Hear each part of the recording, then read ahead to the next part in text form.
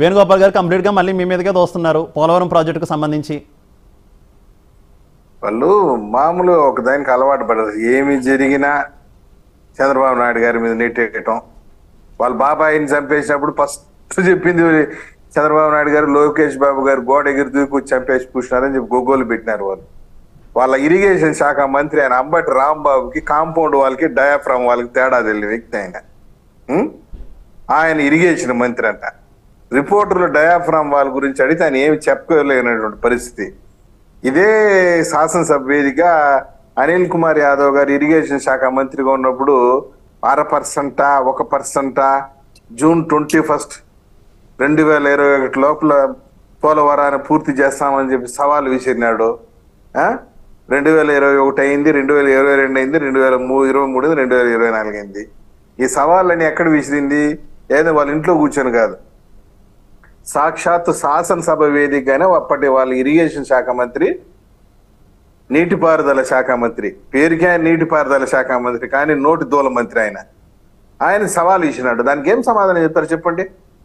On the floor of the house ఆయన ఏం చెప్పారంటే జూన్ 2021 వీఆర్ కంప్లీటింగ్ పోలవరం అని అడిగితే మా మంత్రి మా ఎమ్మెల్యే ఎవరు అని అడిగితే 0.5%, 1% వెయిట్ అని చాలా హేళనగా మాట్లాడిన వ్యక్తి.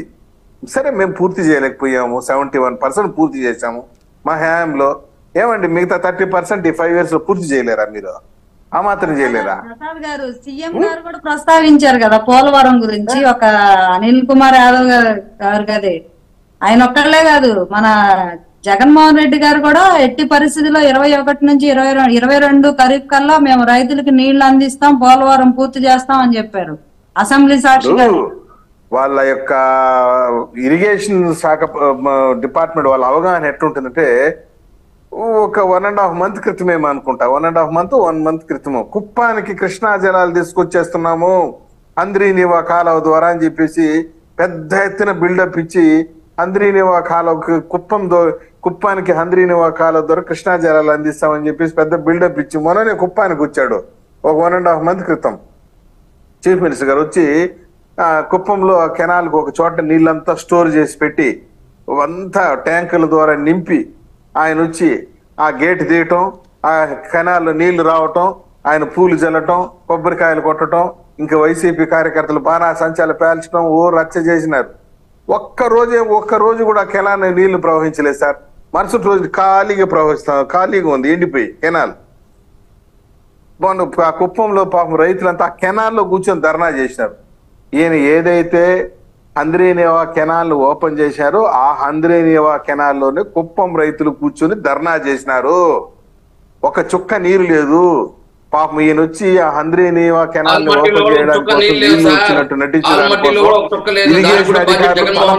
ఇరిగేషన్ అధికారులు స్వామి మాకు పిచ్చెక్కిపోతాను ఎంతో ఏగలేక చేస్తున్నాము అని.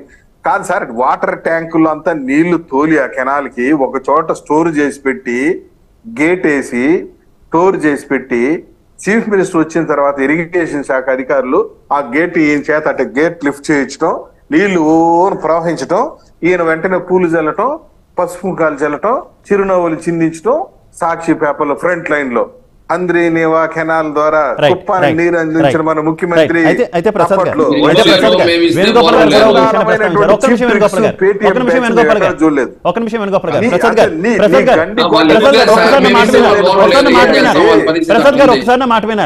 గారు ఒక విషయాన్ని ప్రస్తావించారు. గతంలో మీ కూటమిలో ఇప్పుడు ఉన్నటువంటి భారతీయ జనతా పార్టీ ప్రధానమంత్రి నరేంద్ర మోదీ సాక్షాత్ ఎన్నికల ప్రచారానికి వచ్చి చంద్రబాబు ఒక ఏటీఎంలో ఉపయోగించుకున్నారు పోలవరాన్ని అన్నట్టు విమర్శించారు. ప్రస్తుతం మీరు కూడా విమర్శించారు, పోలవరానికి సంబంధించి నిర్వాసితులకు సంబంధించిన ప్యాకేజ్ ఇవ్వట్లేదు, ఇప్పటికీ కూడా అది కంప్లీట్ కాలేదనుకోండి, ఇవ్వలేదంటూ కూడా మీరు కూడా విమర్శించారు. ఏంటి ఇప్పుడు ఇద్దరు కలిపి ఒకేసారి వచ్చారు, ఇప్పటికైనా పోలవరం పూర్తవుతుందా? నిర్వాసితులకు సరైన ప్యాకేజీ అందుతుందా? పోలవరం ప్రాజెక్టు జలాలు ఆంధ్రప్రదేశ్ రాష్ట్ర పంట పొలాలను సస్యశ్యామలం చేస్తాయా? సార్, పోలవరం పైన ప్రతి సోమవారం రివ్యూ చేసి చేశారు ప్రసాద్ గారు, రివ్యూ చేశారు. రివ్యూ కాదని ఎవరు అనరు, కానీ కంప్లీట్ కాలేదు కదా. మీ హయాంలో కంప్లీట్ కాలేదు, ఆయన హయాంలో కంప్లీట్ కాలేదు. సార్, పోలవరం అనేది నిన్న మొన్నటి ప్రాజెక్ట్ కాదు సార్, అది ఎన్నో సంవత్సరాల కళ. ఆంధ్రప్రదేశ్ ప్రజల జీవనాడి అది. 70% మేము పూర్తి చేయగలిగాం. ప్రతి సోమవారం రివ్యూ చేయగలిగాం. పోలవరం ఈ స్థాయి దాకా వచ్చిందంటే ఎవరు అవునన్నా కాదన్నా ప్రజలు ఓట్లు వేసినా ఏకపోయినా అది చంద్రబాబు నాయుడు గారి కృషి వల్లే జరిగింది. నేను ఒకటే చెప్తున్నా, ఈ 5 ఏళ్లలో మీరు సాధించిన ప్రగతి ఏంది పోలవరానికి సంబంధించి? పైగా అవినీతి అంటున్నారు. నేను ఒకటే అంటున్నా, ముఖ్యమంత్రి గారు మీరు 5 ఏళ్ళు అధికారంలో ఉన్నారు, ఎక్కడైనా ఒక్క చోటైనా పోలవరంలో అవినీతి జరిగి నిరూపించగలిగారా? ఇదే గజేంద్ర సింగ్ షెకావత్ గారు పార్లమెంట్ లోనే చెప్పారు కదా, మీ విజయసాయి రెడ్డి అడిగిన ప్రశ్నకే పోలవరంలో కానీ ఎక్కడ కానీ అవినీతి జరగలేదని on the floor of the parliament Gajendra Singh Shekhawat గారు చెప్పారు. సరే వద్దు, నీ చేతుల అధికారం ఉంది, నీ చేతుల సిబిసిఐడి విచారణ జరిపించు, ఇన్వెస్టిగేషన్ కానివ్వు. అవన్నీ వదిలేసి ఊరికే బురద జల్లే మాటలు 6 లక్షల కోట్లు అవినీతి జరిగిందని చెప్పి పెద్ద పుస్తకం వేసినావు. ఆ పుస్తకాన్ని వేసడానికి కలిగిన ఖర్చులంత అవినీతి కూడా నిరూపించలేకపోయావు. మరి ఎందుకు ఇటువంటి మాటలు? అవన్నీ ఇంకో 35 days వెయిట్ చేయండి. ఇప్పుడు తినబోతున్నందుకు 35 రోజులు వెయిట్ చేస్తే క్లియర్ కట్ మ్యాండేట్ ఇచ్చేస్తారు ప్రజలు. మనం ఈ టీవీ డిబేట్ లేదు, సింపుల్ గా ఒకటే, ఈ ఒక 30 days వెయిట్ చేస్తే 32 days మనం ఈ టీవీ డిబేట్లు గట్టిగా కేకలేసుకొని అరుచుకొని రచ్చ చేసుకునే అవసరం లేదు. వైసీపీ కార్యాలయానికి టూలెట్ బోర్డు పెడతారు, ఇవన్నీ జరుగుతాయి కదా, ఎందుకు తొందరపడతాం? రైట్ ప్రసాద్ గారు. శ్రీరామ్ గారు మీరేమంటారు? పోలవరం ప్రాజెక్టుకు సంబంధించి ఇద్దరు మాట్లాడింది మీరు చూశారు, ప్రసాద్ గారు మాట్లాడింది, వేణుగోపాల్ గారు మాట్లాడింది. ఎవరికి వాళ్ళు మేమే కంప్లీట్ చేస్తున్నాం, మా కృషి ఇంత ఉంది అంత ఉంది అని చెప్తున్నారు, కానీ ప్రాజెక్ట్ మాత్రం కంప్లీట్ కావట్లేదు. ఓకే, ఈ 2 ప్రభుత్వాలనే కాదు, ఈ గత 10 ఏళ్ళనే కాదు, పోలవరం ప్రాజెక్ట్ ఎప్పటి నుంచో ఉన్నటువంటి సమస్య, ఒక సెంటిమెంట్ కింద మారిపోయినటువంటి సమస్య. ఆంధ్రప్రదేశ్ రాష్ట్రానికి కావచ్చు, గోదావరి జిల్లాలకు కావచ్చు. ప్రజలు ఎవరి వాయిస్ని వింటారనుకుంటున్నారు? ఎవరు చెప్పేదాన్ని ప్రజలు కన్విన్స్ అవుతారనుకుంటున్నారు? అలాగే ప్రాజెక్ట్ పరిస్థితి ఏంటంటారు? పోలవరం గురించి మాట్లాడే ముందు ఒక్క నిమిషం, మన సోదరు మాట్లాడిన స్టీల్ ప్లాంట్ అంశంలో సిద్ధార్థనాథ్ సింగ్ చెప్పింది ఏంటంటే అది మంత్రి మండలిలో అసలు చర్చకే రాలేదన్నారు తప్ప అది పోలవరం ఆగిపోయిందని చెప్పలా. సో పోలవరం ఆగిపోయిందని చెప్పడానికి సిద్ధార్థనాథ్ సింగ్ నోబడి. సో అందువల్ల సిద్ధార్థనాథ్ సింగ్ ఇంకా వేరే ఎవరు చెప్పినా కూడా అది కాదు, ఎందుకంటే అది కేంద్ర మంత్రి మండలి తీసుకున్న ఒక నిర్ణయం. అది ఒక స్టీల్ ప్లాంట్ కోసం తీసుకున్న నిర్ణయం కాదు, మొత్తం అంతా కూడా టోటల్ డిజిస్మెంట్ కోసం తీసుకున్న నిర్ణయం. దేశవ్యాప్తంగా కూడా ప్రభుత్వానికి సంబంధించినవన్నీ కూడా వాటిని డిజిస్మెంట్ చేయడానికి కోసం తీసుకున్న నిర్ణయం. అందులో మన స్టీల్ ప్లాంట్ రావడం అనేది ఇప్పుడు మన దురదృష్టం. కాబట్టి ఏంటంటే స్టీల్ ప్లాంట్ కాదు, పర్టికులర్ గా దాన్ని ఆపేసాము అన్నమాట ప్రధానమంత్రి అన్న చెప్పాలి, లేదంటే కేంద్ర మంత్రి మండలి అన్న చెప్పాలి, లేదంటే ఆ డిజిన్వెస్ట్ మినిస్టర్ అన్న చెప్పాలి ఇది చెయ్యబోవడం లేదు అని. ఇప్పుడు సిద్ధార్థనాథ్ సింగ్ కూడా చెప్పింది ఏంటంటే చర్చకి రాలేదన్నాడు. ఇదే సమస్య ఏంటంటే ఇది స్టేల్ మేట్ లో ఉంది ప్రస్తుతానికి, అందరూ గొడవ చేయడం వల్ల స్టేల్ మేట్ లో ఉంది తప్ప అదేమి ఆగిపోలేదు. ఇది ఎప్పుడు కూడా మన మెడ మీద ఇంకా కత్తి అలాగే ఉంది. సో అది దాని విషయం తర్వాత మాట్లాడదాం. పోలవరం విషయానికి వస్తే, పోలవరం విషయంలో ఇది ఎప్పటి నుంచో ఉంది అన్న మాటని ఇప్పుడు చెప్పడం అనేది కరెక్ట్ కాదు. ఎందుకంటే ఎప్పుడో 1969 నుంచే ఉంది అని చెప్పడం ఈజీనే, కానీ ఇప్పుడు రాష్ట్రం విడిపోయిన తర్వాత పరిస్థితి వేరు, విడిపోక ముందు పరిస్థితి వేరు. విడిపోయిన తర్వాత ఖచ్చితంగా దీన్ని చేస్తాము అని చెప్పి కేంద్ర ప్రభుత్వం హామీ ఇచ్చింది. ఎందుకంటే మనకి హైదరాబాద్ మనకి అటు వెళ్ళిపోయింది కాబట్టి మనకి దీన్ని కేంద్ర ప్రభుత్వం మేమే తీసుకుని మొత్తం మేము కంప్లీట్ చేస్తామని చెప్పింది. సరే, ఏటీఎం విషయంలో ఇప్పుడు కూడా సోదరు ఇందాక మాట్లాడుతోంది, ఇంతకు ముందు వాళ్ళు ఏటీఎం లాగా వాడారని. సో ఇంకా ఏటీఎం అనేది పోలా. సో కూటమి కలిశారు కానీ ఇంకా ఏటీఎం అనేది పోలేదు. సో భారతీయ జనతా పార్టీ కూడా చేశారు అన్నాను. ఇప్పుడు ఇంకా ఏటీఎం అనేది మాటని ఇంకా మర్చిపోలేదు, రాజకీయ పార్టీలు మర్చిపోలేదు, కూటములు కట్టినా కూడా మర్చిపోలే. అందుకే అంటున్నా భారతీయ జనతా పార్టీ కూడా దీని మీద ఇప్పుడు క్లారిటీ ఇవ్వాలి. గతంలో తెలుగుదేశం పార్టీ అంటే చంద్రబాబు నాయుడు గారు దీన్ని ఏటీఎం కింద వాడారు అని మాట్లాడారు ప్రధానమంత్రి గారు. ఇప్పుడు దాన్ని ఏం మాట్లాడతారు అనేది 3 పార్టీలు కలిసి దాని గురించి మాట్లాడాలి. ఇప్పుడు 3 పార్టీలు కలిసి మాట్లాడి దాన్ని ఏం చేస్తామని చెప్పాలి. అయితే మన మిత్రులు తెలుగుదేశం మిత్రులు చెప్పింది వాస్తవం ఏంటంటే 70% పోనీ 65% ఎంతన్నా పర్సెంటేజ్ ఎంతన్నా కానీ తెలుగుదేశం ప్రభుత్వంలోనే దాని ముందుకు కదిలింది. ఇది మాత్రం అందరూ ఒప్పుకోవాలి. కేంద్ర ప్రభుత్వం డబ్బులు ఇచ్చింది, తెలుగుదేశం పార్టీ మొన్నటి 2014 నుంచి 2019 మధ్యలోనే ఆ ప్రాజెక్ట్ అనేది ముందుకు కదిలింది. ఇది ఖచ్చితంగా అందరూ ఒప్పుకోవాల్సిన విషయం. తర్వాత జగన్మోహన్ రెడ్డి గారు వచ్చిన తర్వాత సరే వాళ్ళందరూ ఏం చెప్పారో అందరూ చూసాం. ఇప్పుడు మళ్ళీ ప్రత్యేకించి మనమేం వాళ్ళు విమర్శించాల్సిన అవసరం లేదు, కానీ ఫెయిల్ అయ్యారు, ఖచ్చితంగా ఫెయిల్ అయ్యారు. అదేదో కొట్టుకుపోయింది అంటే కారణం ఆ ఫెయిల్యూర్ కి కారణం చంద్రబాబు ఖాతాలో వేస్తున్నారు. ఎవరి మాట గోదావరి జిల్లాలో ప్రజలు వినే అవకాశం ఉందనుకుంటున్నారు శ్రీరామ్ గారు? మాట వింటాం కాదండి. ఇప్పుడు సమస్య ఏంటంటే ఇది అసలు దీన్ని అందుకనే అంటున్నా, ఎవరి మాట వినాలి అంటే ఇప్పుడు జగన్మోహన్ రెడ్డి గారు 5 సంవత్సరాల్లో కేంద్ర ప్రభుత్వం నుంచి సరిగ్గా డబ్బులు కూడా తీసుకురాలేకపోయారు. వాళ్ళు 2014 లెక్కల ప్రకారం ఇస్తానంటే కూడా దానికి మాట్లాడలేకపోయారు. 2014 లెక్కల ప్రకారం ఇస్తానన్నారు, దానికి సమానం చెప్పాలి. పురంధరేశ్వరి గారు ఇప్పుడు రాజమండ్రిలో మాట్లాడాలి, ఆవిడ రాజమండ్రిలో మాట్లాడి 2014 లెక్కల ప్రకారం కాదు 2024 లెక్కల ప్రకారం ఇస్తానని ముందు పురంధరేశ్వరి గారు మాట్లాడాలి. ముందు పురంధరేశ్వరి గారు మాట్లాడితే అప్పుడు మిగతా 3 పార్టీలు కలిసి మేము అలాంటి పాత లెక్కలు కాదు కొత్త లెక్కల ప్రకారం డబ్బులు ఇస్తాము, దీన్ని కంప్లీట్ చేస్తామని చెప్పాలి. ఇప్పుడు లాస్ట్ 5 ఏళ్లలో కూడా జగన్మోహన్ రెడ్డి ప్రభుత్వం ఏ విధంగా ఫెయిల్ అయింది, డబ్బులు తీసుకురావడంలో ఫెయిల్ అయింది. తర్వాత రివర్స్ టెండరింగ్ లేట్ చేయడం వల్ల అది కొట్టుకుపోయిన పరిస్థితులు వచ్చినాయి. వీళ్ళు మాట్లాడి ముందు మినిస్టర్లు 2022కి 21 కల్లా మేము అన్ని ఇస్తాం అన్నప్పటికీ అప్పుడు అంతా బాగానే ఉంది. ఆ తర్వాత పరిస్థితులు కొట్టుకుపోవడం కానీ ఇవన్నీ జరిగినాయి. సో అందువల్ల ఎంతో కొంత ఫెయిల్యూర్ జరిగింది. ఏదైనా కూడా గత 5 ఏళ్లలో ఏ మాత్రం ముందుకు కదలలేదు, ఇంకా వెనక్కిపోయింది. ఇప్పుడు అది జరగాలి అంటే చాలా ఈ నెక్స్ట్ గా వచ్చే గవర్నమెంట్ టెన్యూర్ లో అవుతుందన్న గ్యారంటీ కూడా ఏం లేదు, అంత పెద్ద పని ఉంది దానికి. సో అందువల్ల ఏంటంటే ఇప్పుడు కేంద్ర ప్రభుత్వం నిధులు ఇవ్వడం అనేది చాలా ఇంపార్టెంట్.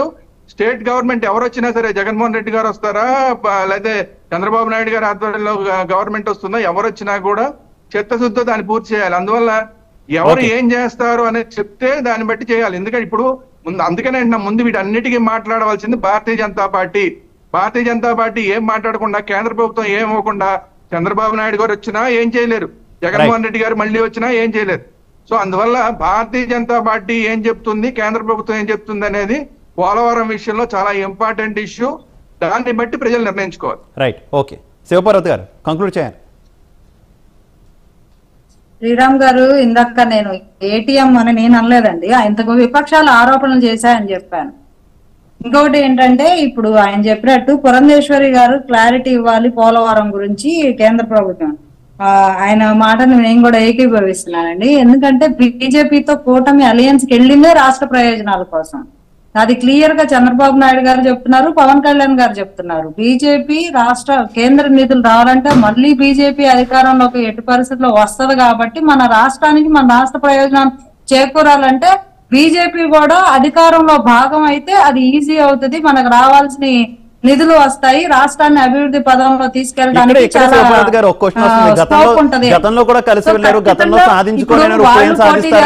బీజేపీ అభ్యర్థులు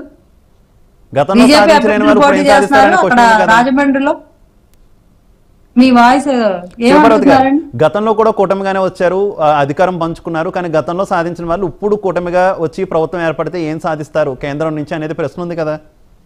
ఖచ్చితంగా సాధిస్తారండి. గతంలో కూడా కాస్త కూస్త కట్టారంటే సాధించకపోతే ఈ అమరావతి గాని పోలవరం గాని ఎంతో కొంత ఇప్పుడు ఈ రోజు ఆ తాత్కాలిక బిల్డింగ్ లోనే కదా వీళ్ళు నడుపుకుంటున్నారు, ఏం రోడ్ల మీద ఏం నడపట్లేదు కదా అసెంబ్లీ. ఏదో అది కూటమి వచ్చింది కాబట్టి ఆ కొంచెం పని అయినా చేశారు. ఇప్పుడు జగన్మోహన్ రెడ్డి గారు ఏం లేదు, ఒక ఇట్టుకు కూడా వేయలేదు కదా. ఆయన తాత్కాలిక అయ్యో రాజధాని కంప్లీట్ అవ్వలేదా అది ఇదని యాక్షన్ చేసి మరి చెప్పాడు, ఆ ఒక్కిటుకు కూడా వేయలేదా అది ఇదని. ఈయన అసలు అరటికి కూడా వేయలేదు. ఇది మరీ దారుణమైన సిచ్యువేషన్. సో ఖచ్చితంగా ఏం చేయాలన్నా 2024 కూటమి వన్స్ మోర్ అండి. ఏం చేయాలన్నా కూటమి వల్ల. శివ గారు, ఇప్పుడు 2014 నుంచి 2019 వరకు వాళ్ళు చేసింది ఏమీ లేదు కాబట్టి ఏదైతే జగన్మోహన్ రెడ్డి గారు 2019 నుంచి 2024 వరకు ఈ రోజు పరిపాలించిన దాన్ని వీళ్ళు మేము కొనసాగిస్తామంటున్నారు. వాలంటీర్ వ్యవస్థ కొనసాగిస్తాం, సచివాలయ వ్యవస్థ కొనసాగిస్తాం, జగన్మోహన్ రెడ్డి గారి ఇచ్చిన సంక్షేమాన్ని కొనసాగిస్తాం. కొనసాగించడానికి వీళ్ళు ఎందుకు? జగన్మోహన్ రెడ్డి ఆల్రెడీ కొనసాగించాడు కదా 5 ఏళ్లుగా, కొనసాగించడానికి వీళ్ళు ఎందుకు అని చెప్పి ఎందుకంటే మీరు దుష్ప్రచారం చేస్తారు కదా, మేము రాకపోతే పథకాలు రావు,